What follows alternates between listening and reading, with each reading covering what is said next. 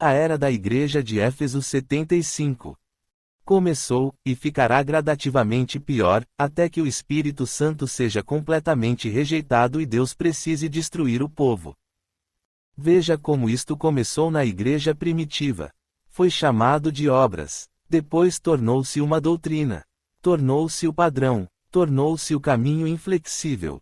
Finalmente assumiu o controle e Deus foi lançado de lado.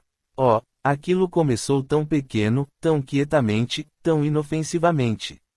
Parecia tão bom, parecia tão sadio. Então tomou o domínio, e como uma jiboia extraiu à força o próprio fôlego e matou toda a espiritualidade que havia na igreja.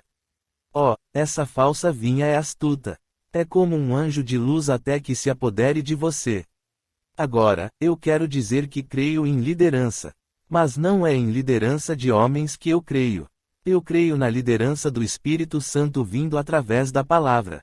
Eu também creio que Deus tem estabelecido homens na igreja, que são dotados pelo Espírito, e eles manteram a igreja em ordem. Eu creio isso. Eu creio também que a igreja é governada por homens que Deus envia para tomar conta.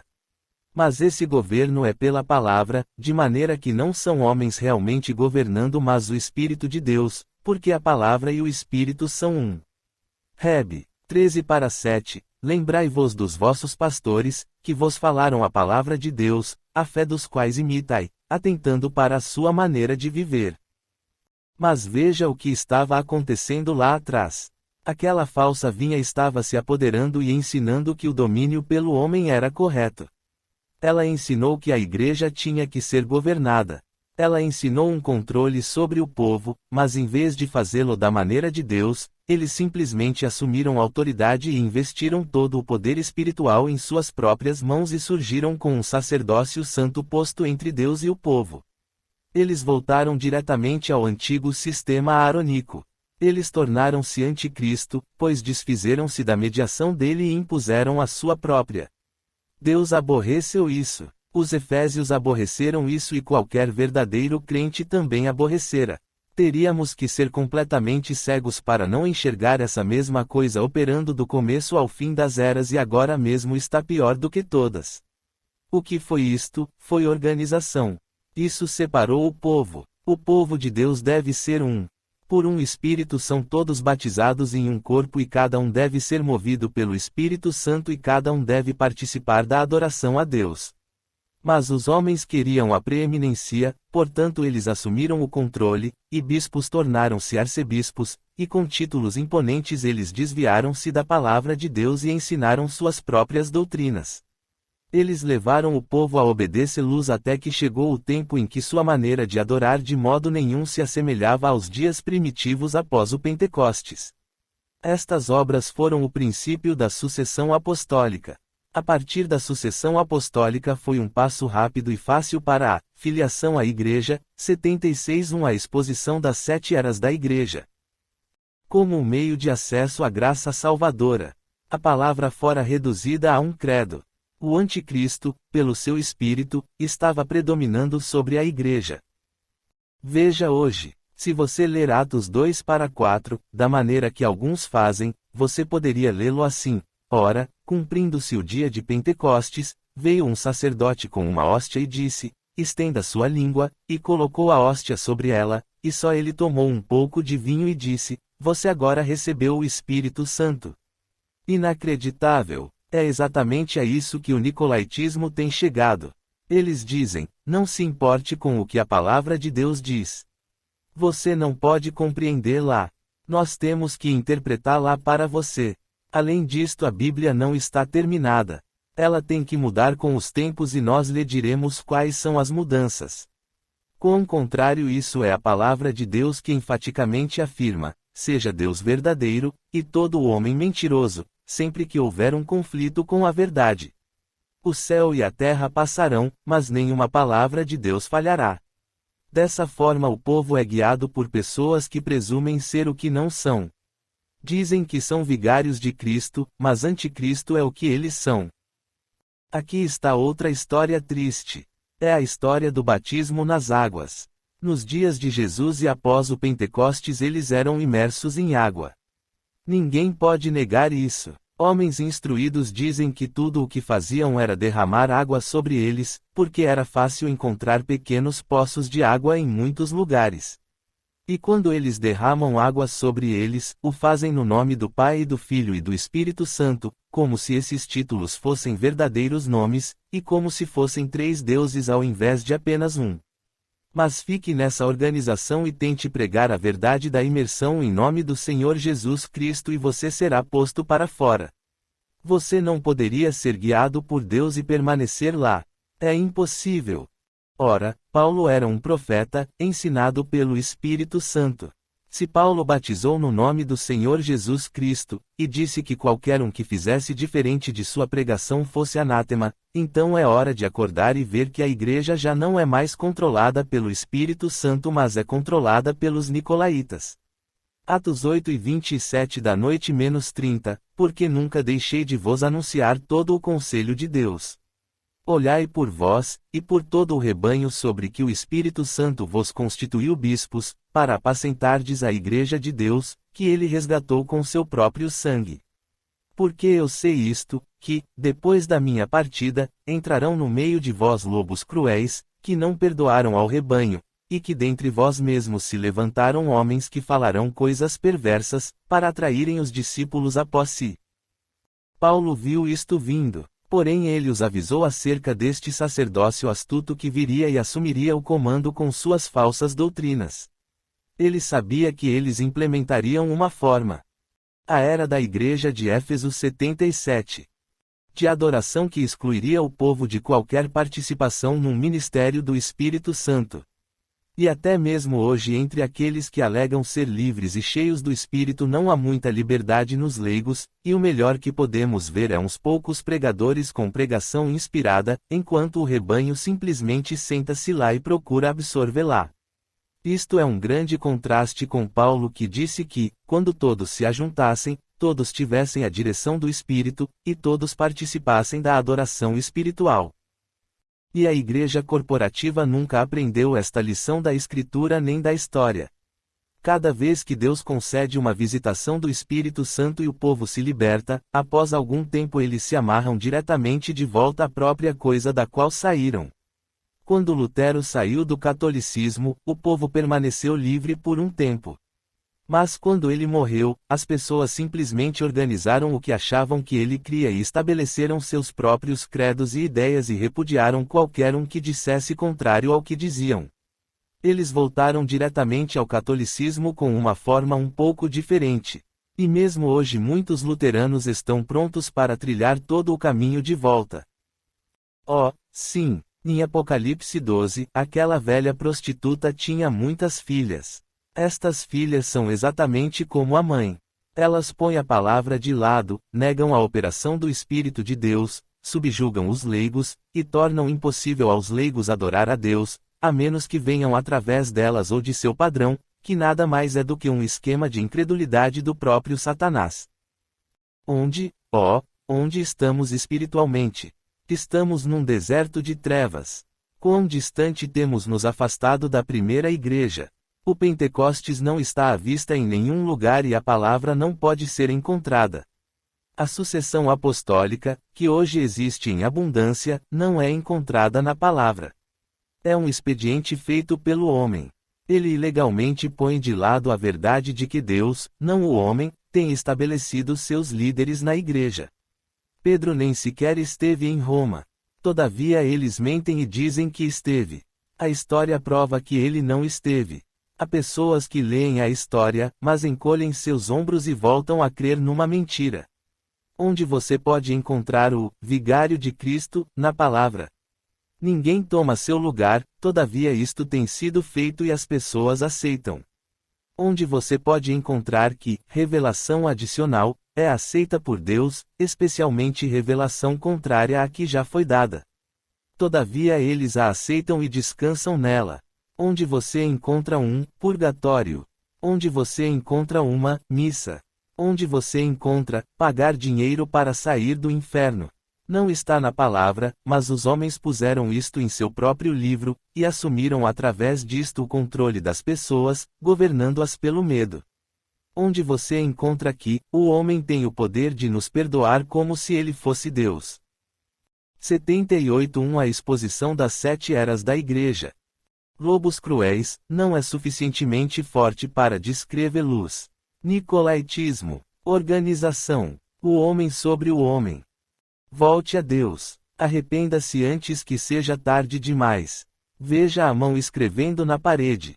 Está escrevendo juízo. Assim como os vasos sagrados foram profanados e assim trouxe a ira de Deus, agora a palavra sagrada tem sido profanada e o espírito entristecido, e o juízo está aqui, bem à porta. Arrependei-vos. Arrependei-vos. Voltai ao Pentecostes. De volta à liderança do Espírito Santo. De volta à palavra de Deus, pois por que razão morreríeis? A voz do Espírito. Apoc. 2:7. Quem tem ouvidos, ouça o que o Espírito diz às igrejas. Ao que vencer, dar-lhe-ei a comer da árvore da vida, que está no meio do paraíso de Deus. Quem tem ouvidos, ouça o que o Espírito diz às igrejas. Pode ser que milhões ouçam estas palavras ou as leiam. Mas quantos prestarão atenção a elas? Isso não sabemos. Mas aquele que prestar ouvidos e quiser conhecer as palavras da verdade encontrará o Espírito de Deus iluminando-o. Se o seu ouvido estiver aberto à palavra, o Espírito de Deus fará a palavra real para você. Agora, isso é uma obra do Espírito. Eu posso lhe ensinar a verdade, mas se você não abrir seus ouvidos para ouvi-la e seu coração para recebê-la, você não obterá revelação. Agora note, diz que o Espírito está falando às igrejas. Isso está no plural, não no singular. O Espírito não fez com que João registrasse isto apenas para uma igreja local de Éfeso, ou para a primeira era. É para todas as eras da igreja. Mas esta é a igreja dos princípios. E portanto é como o livro de Gênesis. O que começou em Gênesis mantém-se verdadeiro através de toda a palavra e finalmente termina em Apocalipse. Assim, esta igreja que começou em Atos é o programa de Deus para todas as eras até que termine na era de Laodiceia. Observe isto atentamente, que cada era preste atenção, porque o que está acontecendo aqui é apenas o começo. Essa pequena árvore que foi plantada vai crescer. Vai crescer através das eras. Esta, então, é uma mensagem para cada cristão através de cada era até que Jesus venha. Sim, porque é o Espírito falando. Amém. A recompensa prometida.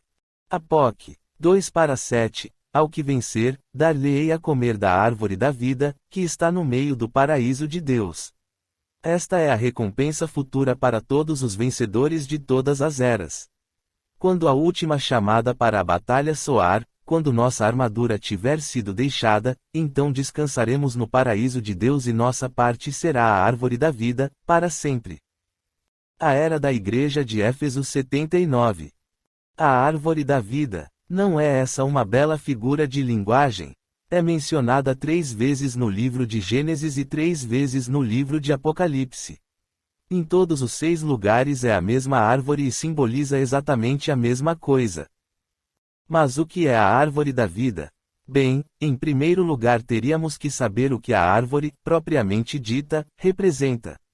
Em Número 24:6, quando Balaão descreveu Israel, ele disse que, como árvores de sândalo o Senhor os plantou. Árvores por toda a Escritura referem-se a pessoas, como no Salmo 1. Portanto a árvore da vida deve ser a pessoa da vida, e essa é Jesus. Agora, no jardim do Éden havia 2 árvores situadas no meio dele. Uma era a árvore da vida, e a outra era a árvore da ciência do bem e do mal. O homem devia viver da árvore da vida, porém não devia tocar na outra árvore senão morreria. Mas o homem tomou da outra árvore, e quando o fez, a morte entrou nele pelo seu pecado, e ele ficou separado de Deus. Agora, essa árvore lá atrás no Éden, essa árvore que era a fonte da vida, era Jesus. Em João, capítulo 6-8, Jesus se apresenta como a fonte da vida eterna. Ele chamou a si mesmo de pão do céu. Ele falou em dar a si mesmo e que se um homem comesse dele nunca morreria. Ele proclamou que conheceu Abraão, e que antes de Abraão, ele era. Ele profetizou que ele mesmo lhes daria águas vivas, que se um homem bebesse jamais teria sede novamente, mas viveria eternamente. Ele mostrou-se como o grande Eu Sou. Ele é o pão da vida, o manancial da vida, o eterno, a árvore da vida. Ele estava lá atrás no Éden no meio do jardim, assim como ele estará no meio do paraíso de Deus. Alguns têm a ideia de que as duas árvores no jardim eram apenas mais duas árvores como o resto das que Deus plantara lá. Porém, estudantes cuidadosos sabem que isto não é assim. Quando João Batista clamou que o machado estava posto à raiz de todas as árvores, ele não estava falando de árvores meramente naturais, mas de princípios espirituais. Agora, em 1 João 5:11 da manhã diz: "E o testemunho é este, que Deus nos deu a vida eterna, e esta vida está em seu Filho." Jesus disse em João 5:40 da manhã: "E não quereis vir a mim para terdes vida." Portanto, o testemunho, a palavra de Deus, afirma clara e diretamente que a vida, vida eterna, está no Filho. Não há outro lugar. 1 João 5:12 da manhã: "Quem tem o Filho tem a vida, quem não tem o Filho de Deus não tem a vida." Agora, uma vez que o testemunho não pode mudar, ser tirado dele ou acrescentado a ele, então permanece o testemunho de que a vida está no Filho. Uma vez que isto é assim, a árvore no jardim tem que ser Jesus. Muito bem. Se a árvore da vida é uma pessoa, então a árvore da ciência do bem e do mal é uma pessoa também. Não pode ser de outra forma. Assim, o justo e o maligno estavam lado a 81 à exposição das 7 eras da igreja. Lado lá no jardim do Éden. 28-13a, Satanás, estavas no Éden, jardim de Deus. Aqui é onde recebemos a verdadeira revelação da semente da serpente. Eis o que realmente aconteceu no jardim do Éden. A palavra diz que Eva foi enganada pela serpente. Na realidade ela foi seduzida pela serpente. Diz em Gê 3:1, ora, a serpente era mais astuta que todas as alimarias do campo que o Senhor Deus tinha feito. Este animal era tão próximo de um ser humano, sendo todavia puro animal, que podia raciocinar e falar. Era uma criatura ereta e era algo entre um chimpanzé e um homem, porém mais próximo de um homem. Ele era tão próximo do ser humano que sua semente podia, e de fato misturou-se com a da mulher e fez com que ela concebesse. Quando isto aconteceu, Deus amaldiçoou a serpente. Ele mudou cada osso do corpo da serpente de forma que ela teve que rastejar como uma cobra. A ciência pode procurar o quanto queira, mas não encontrará o elo perdido. Deus cuidou disso. O homem é sabido e pode ver uma associação do homem com o animal e ele tenta prová-lo por meio da evolução. Não há nenhuma evolução, porém o homem e o animal de fato se misturaram. Esse é um dos mistérios de Deus que permaneceu oculto, mas aqui está revelado.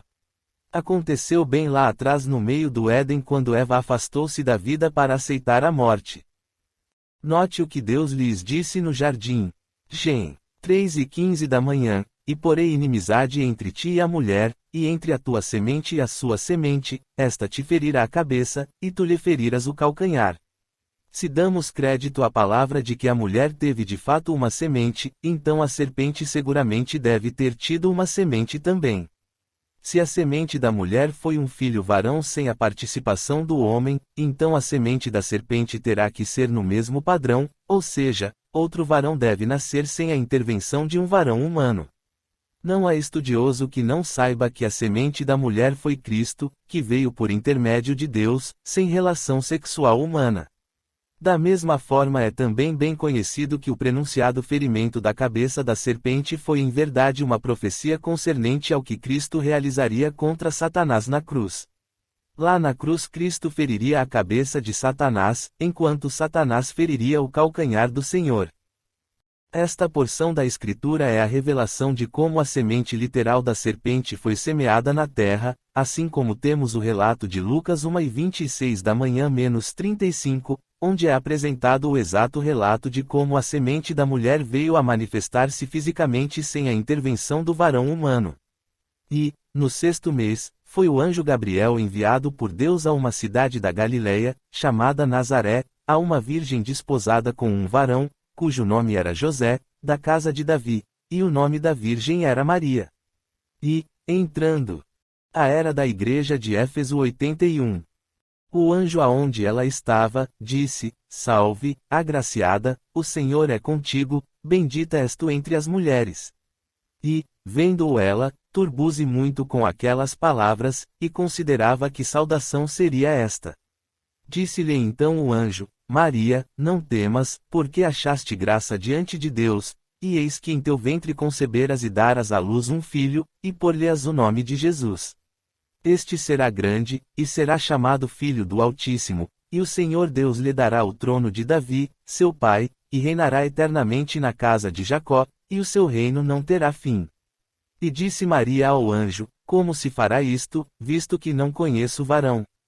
E respondendo o anjo, disse-lhe, Descerá sobre ti o Espírito Santo, e a virtude do Altíssimo te cobrirá com a sua sombra, pelo que também o Santo, que de ti há de nascer, será chamado Filho de Deus. Visto que a semente da mulher foi Deus reproduzindo-se literalmente em carne humana, assim a semente da serpente foi o caminho literal que Satanás encontrou que lhe facultasse abrir a porta para ele próprio adentrar a raça humana.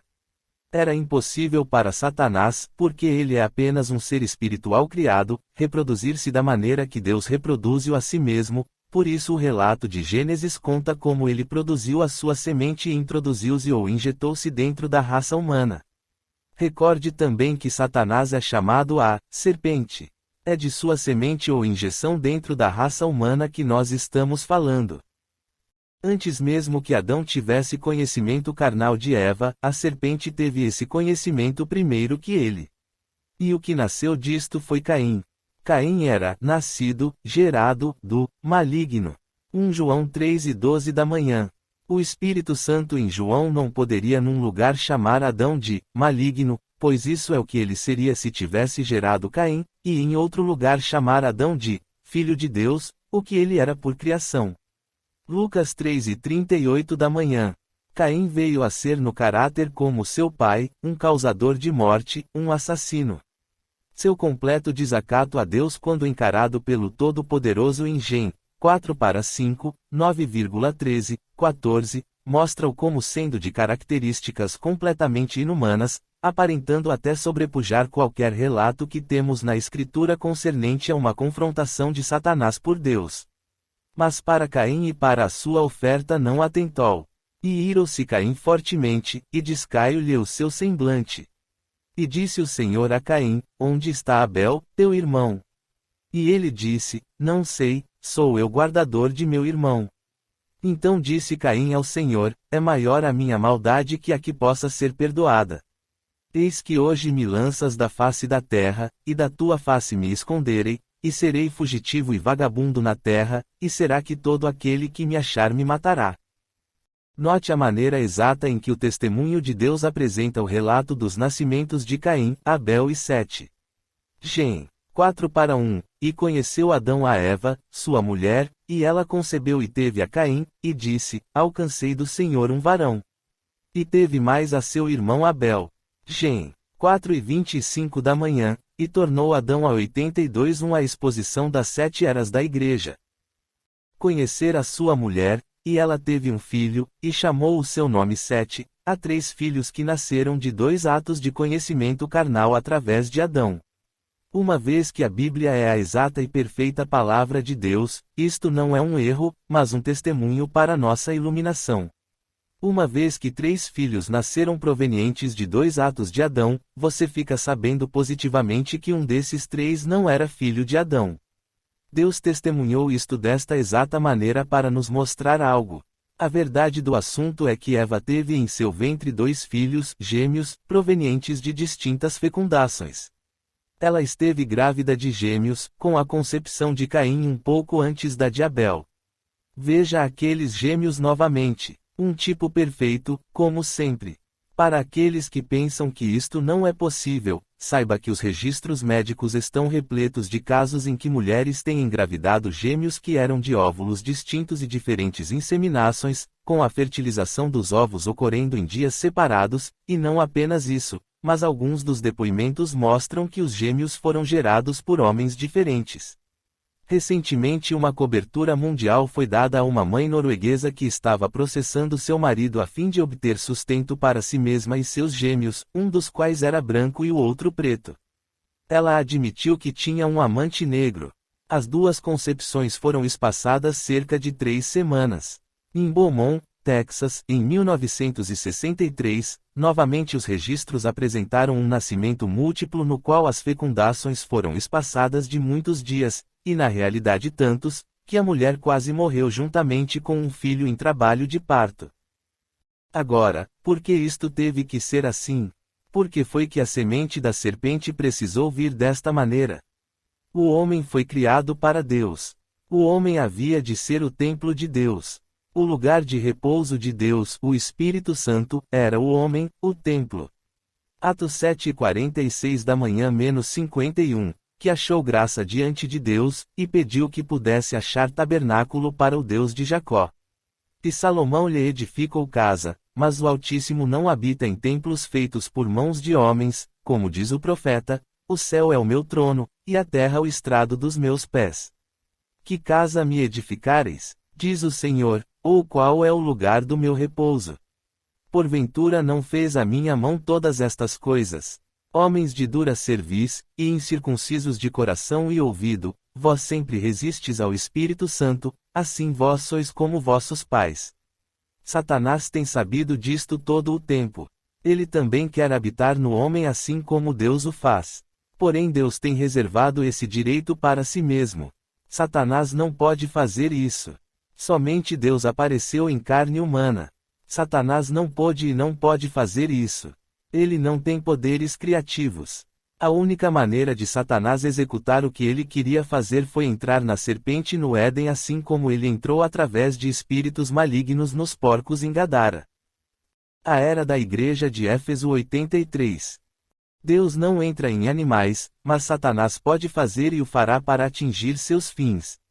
Ele não podia ter um filho diretamente através de Eva como Deus fez com Maria, portanto ele entrou na serpente e então enganou Eva. Ele a seduziu e através dela Satanás teve vicariamente um filho. Caim foi portador das plenas características espirituais de Satanás e as características animalescas, sensuais, carnais, da serpente. Não admira que o Espírito Santo dissesse que Caim era do maligno. Ele era. Agora eu quero ventilar uma determinada prova que temos de que há uma clara afinidade entre o homem e o animal. É uma coisa física. Você sabe que pode-se tomar as células embrionárias de um feto em gestação e injetá-las em seres humanos. Então as células da tiroide irão diretamente para a tiroide humana, as células do rim irão diretamente para os rins humanos. Você percebe quão estupendo isto é? Alguma inteligência guia aquelas células animais exatamente para o lugar correto. Essa inteligência aceita aquelas células e as põe exatamente no lugar correto. Há uma afinidade entre o animal e o homem. Eles não podem intermisturar-se e reproduzir. Isso tem sido tentado. Mas lá atrás no jardim essa intermistura aconteceu de fato, e a afinidade química que ainda existe prova isto. Porque lá atrás no Éden a serpente era uma criatura ereta. Ela era próxima do homem. Era quase homem. Satanás tirou proveito das características físicas da serpente e usou-a para enganar Eva. Depois Deus destruiu esse padrão da serpente. Nenhum outro animal pode misturar-se com o homem. Mas a afinidade aí está. Agora que temos chegado a este ponto, deixe-me tentar consolidar seu pensamento sobre este assunto, para que você possa ver a necessidade de nossa discussão a respeito da doutrina da semente da serpente, como tenho feito. Nós começamos com o fato de que havia 2 árvores no meio do jardim. A árvore da vida era Jesus. A outra árvore definitivamente é Satanás por causa daquilo que surgiu do fruto dessa árvore. Agora então, sabemos que ambas as árvores tinham uma relação com o homem ou jamais teriam sido colocadas lá. Elas devem ter tido uma parte no plano e propósito soberanos de Deus, no relacionamento delas com a espécie humana e com Ele próprio, ou jamais poderíamos imputar onisciência a Deus. Até agora tudo isto é verdade, não é? Agora, a palavra indiscutivelmente expõe que desde antes da fundação da terra, era propósito de Deus compartilhar sua vida eterna com o homem. F. 1:4-11, como também nos elegeu nele antes da fundação do mundo, para que fôssemos santos e irrepreensíveis diante dele em caridade, e nos predestinou para filhos de adoção por Jesus Cristo, para si mesmo, segundo o beneplácito de sua vontade, para louvor e glória da sua graça, pela qual nos fez agradáveis a si no amado, em quem temos a redenção pelo 84:1 a exposição das 7 eras da Igreja. Seu sangue, a remissão das ofensas, segundo as riquezas da sua graça, que ele fez abundar para conosco em toda a sabedoria e prudência, descobrindo-nos o mistério da sua vontade, segundo o seu beneplácito, que propusera em si mesmo, de tornar a congregar em Cristo todas as coisas, na dispensação da plenitude dos tempos, tanto as que estão nos céus como as que estão na terra, nele, digo, em quem também fomos feitos herança, havendo sido predestinados, conforme o propósito daquele que faz todas as coisas, segundo o conselho da sua vontade.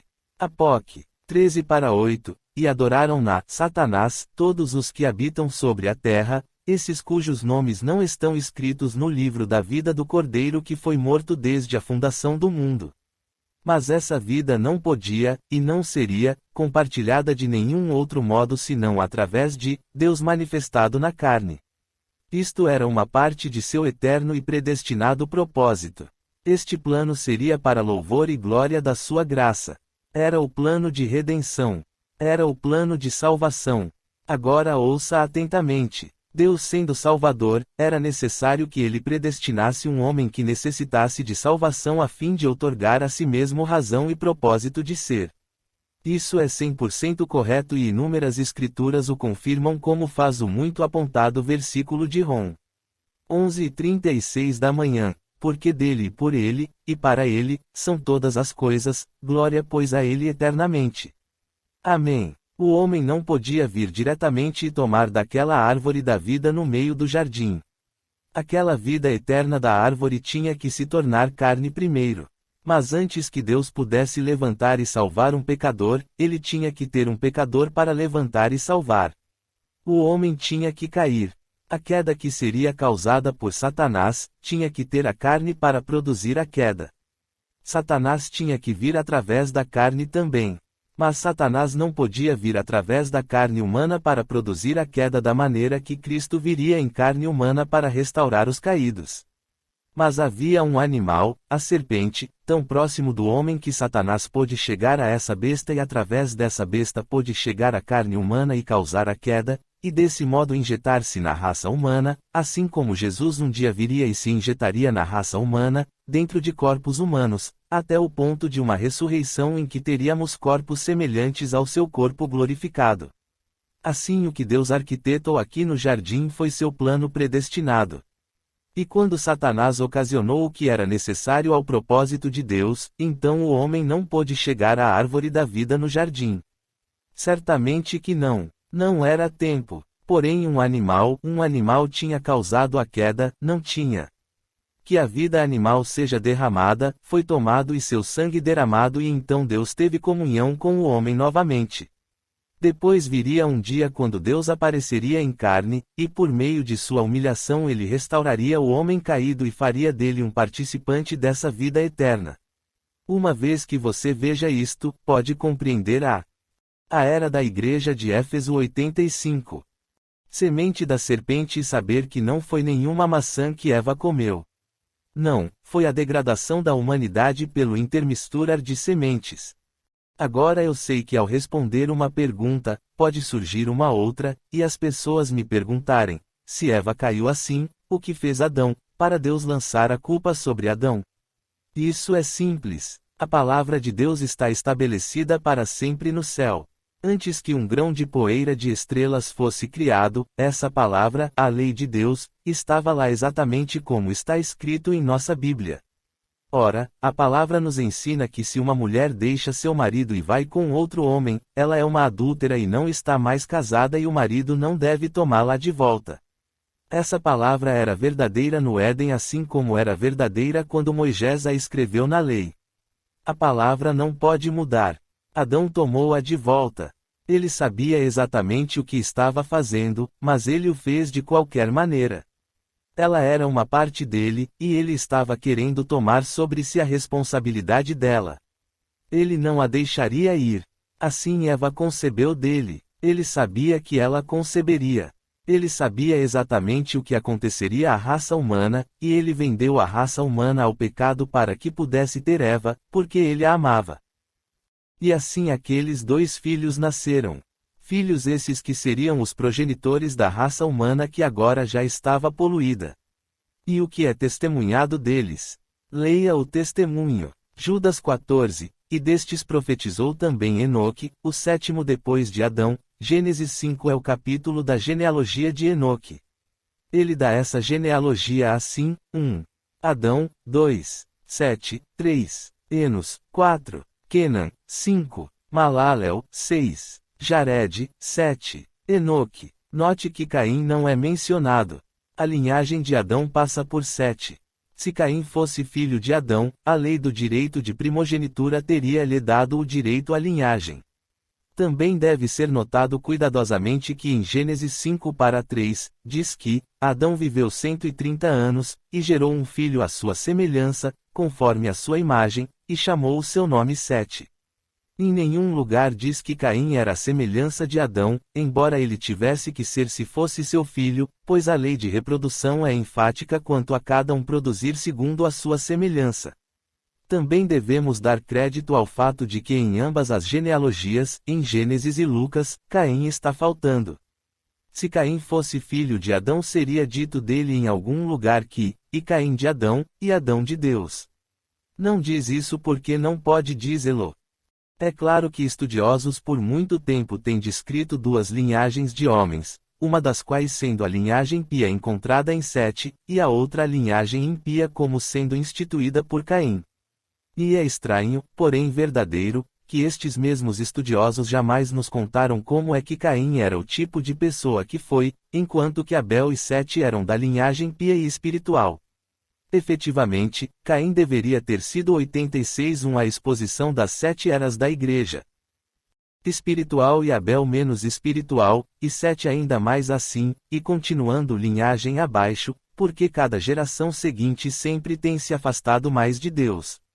Mas não, Caim surge tão maligno quanto nenhum homem jamais tem sido descrito, porque ele violentamente resistiu a Deus e à palavra. Agora, que se saiba isto, a Escritura não brinca com palavras.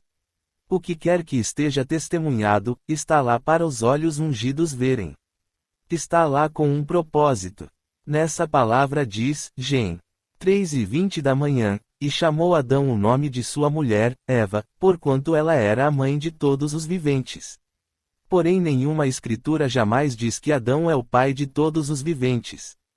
Se não há esta conotação a ser colocada sobre Gê. 3:20 da manhã, porque seria mencionado que Eva é a mãe de todos, e nenhuma palavra é dita acerca de Adão. O fato é que, embora Eva tenha sido a mãe de todos os viventes, Adão não foi o pai de todos os viventes. Em Gê. 4:1, Eva disse, alcancei do Senhor um varão. Ela não reconhece em Adão a paternidade de Caim. Mas em Gê. 4:25 da manhã, ela diz, porque, disse ela, Deus me concedeu, edição revista e atualizada no Brasil, trad. Outra semente em lugar de Abel, porquanto Caim o matou. Ela não diz que Deus lhe tinha dado outra semente, isso teria sido Cristo, porque ele foi dado. Este filho, Sete, foi concedido em lugar de Abel. Ela reconhece seu filho que veio através de Adão, ela porém não reconhece Caim, porque ele veio através da serpente. Quando ela diz outra semente em lugar de Abel, está dizendo que Caim era diferente de Abel, porque se eles fossem do mesmo pai ela teria que ter dito, foi-me dado mais semente. Eu não creio em tudo que leio, mas certamente é uma coisa curiosa que a edição de 1º de março de 1963, da revista Life, escreve sobre psiquiatras dizendo exatamente a mesma coisa que estamos discutindo.